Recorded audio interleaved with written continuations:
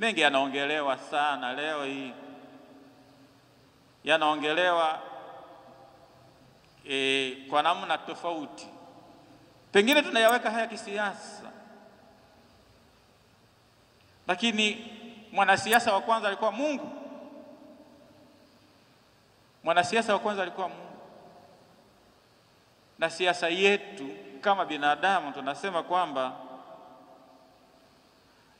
kila mwanadamu ni mwanasiasa, kwa sababu si kisiwa.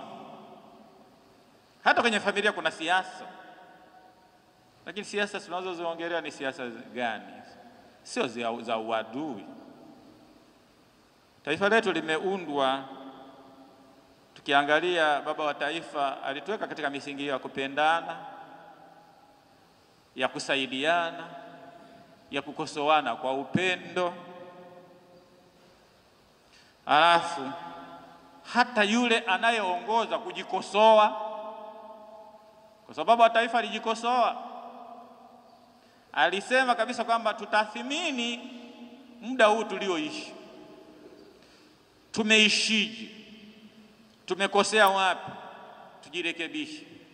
Kumbukeni kwamba mtu ambaye hawezi kutambua kosa lake ni vigumu sana kujirekebisha. Naona kila mmoja anayesema anamuonea, ni kama yani anamtendea vibaya sana yeye, na hili ni tatizo.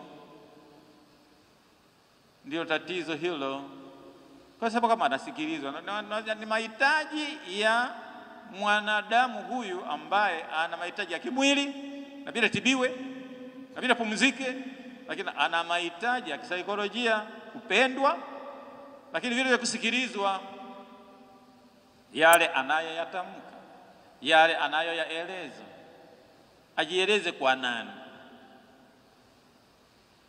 Lakini vile vile ana mahitaji ya kiroho huyu, anamhitaji muumba wake. Na ndio maana kila kitu tunakikabidhi mikononi mwa Mungu, iwe katika serikali, iwe katika nini. Tuanze na dua, tuanze na sala, sio maigizo. Kama kweli tunamjikabidhi mbele ya Mungu, haya yalimetoka wapi? Haya yaliyotendeka yametoka wapi? Wengine kama Tanzania hapa tunaona kwenye movie, lakini leo hii kwa macho sasa tulikuwa tunayaona. Sasa juzi hiyo tumeona risasi zinavyomiminwa, tumekaa ndani, ukitoka nje unaogopa kwamba utakutana na risasi. Na ndio maana lazima kukaa kuangalia hiyo.